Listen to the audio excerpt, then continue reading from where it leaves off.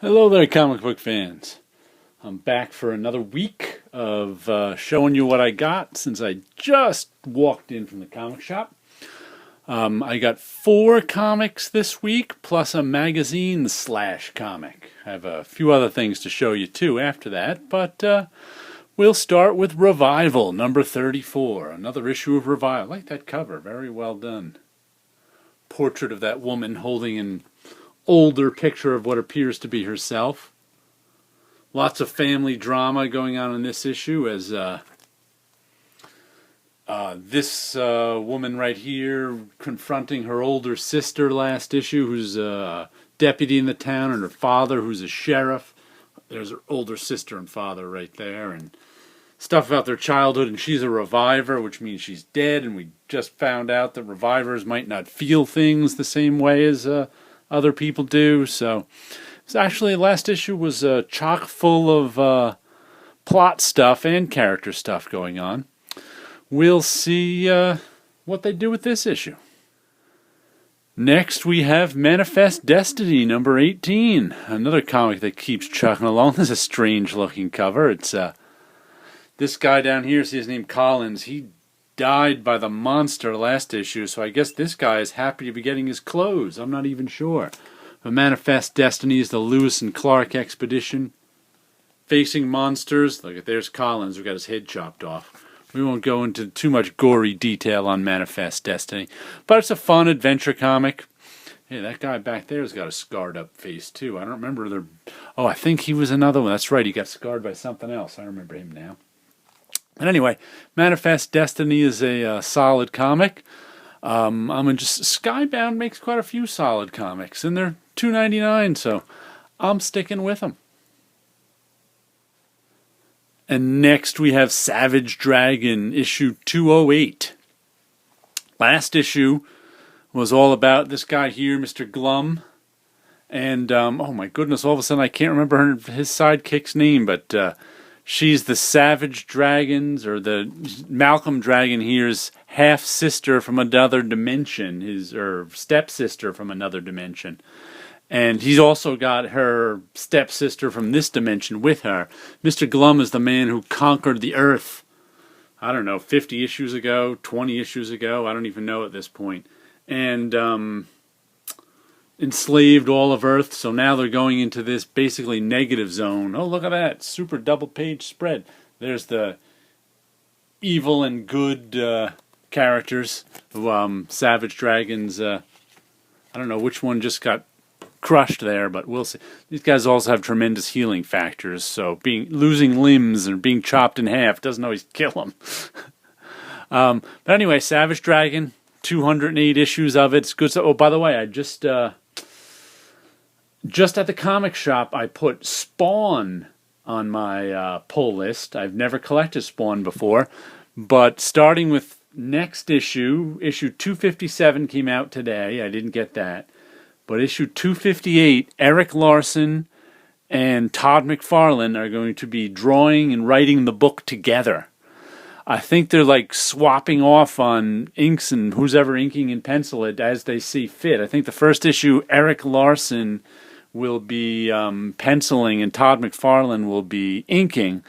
So I just thought that they said they're going to be on it for at least a year. That's what Eric Larson said. Just because they're kind of excited to be working together again for the first time in decades. So I thought it'd be a pretty interesting thing. You know, I've never bought Spawn before, so I may as well give it a try since Eric Larson and Todd McFarlane are doing it. Oh, and also, speaking of my pull list, Wolf is no longer on my pull list. After issue 4, I was just kind of like, I'm kind of tired of Wolf. And I replaced it with Beauty. So Wolf off the pull list, Beauty on the pull list. That's my report of last week's comics. And the 4th comic is Rumble. Looks like we got some trick-or-treaters here. And unlike Sleepy Reader, I remember what happened last issue, so I'm looking forward to this issue. It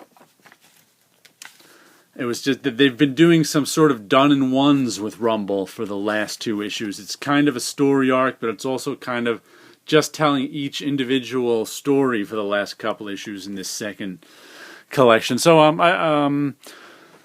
This one looks like it's going to be a sale. I guess we'll get a little Halloween special from Rumble. I really like the artwork on this. I'm enjoying the story. It's about this ancient warrior who got captured many thousands of years ago, back when all sorts of monsters and heroes ruled the earth, and he was released from captivity only recently to find out that, all the monsters and stuff are in hiding and have been hiding for thousands of years, and they're just kind of coexisting with each other, and humans don't even know they're there. They're keeping quiet.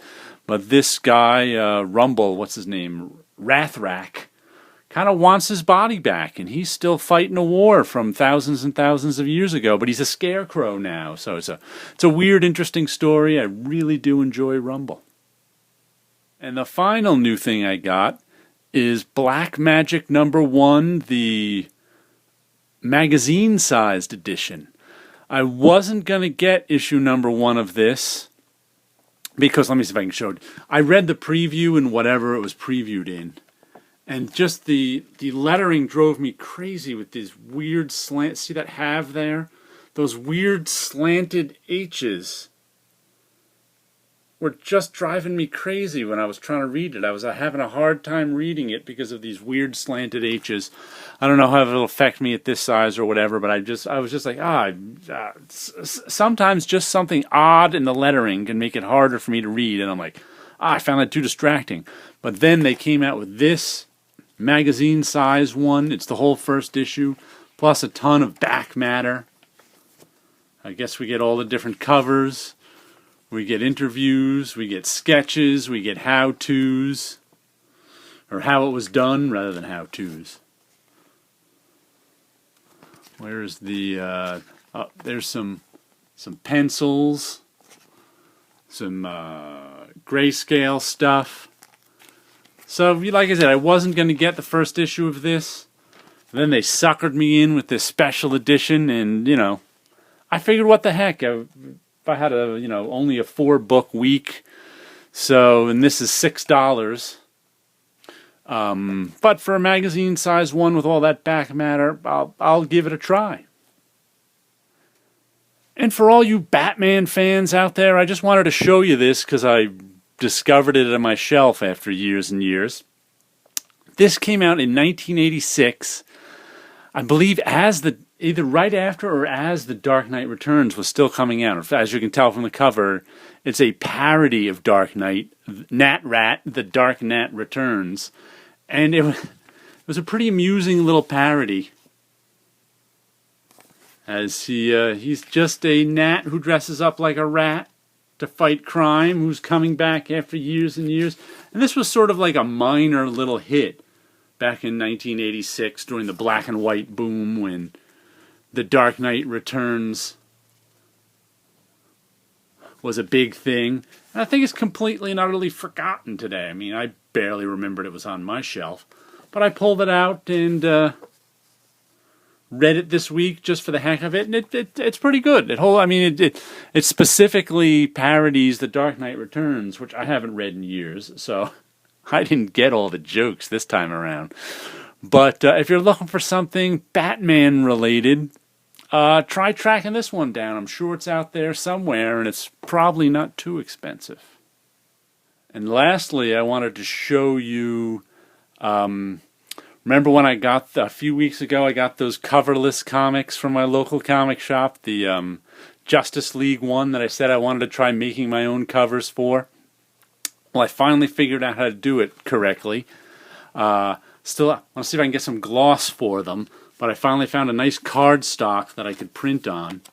And inside is Justice League 1, but it's got some pretty crisp corners. Pretty good spine. I made these two this week when I finally got this paper. Took a little doing getting the exact size paper. I actually cut the paper. It takes a little, there's the back. Figure out exact size you need it to be so the edge doesn't hang over.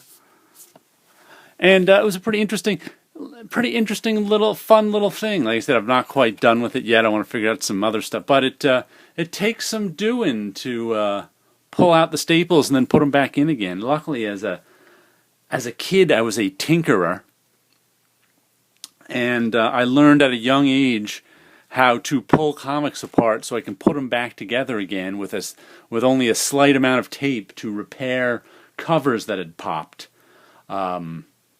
Nowadays, I still do that on rare occasion, but I use a acid-free framers tape these days instead of Scotch tape that I used as I was 10.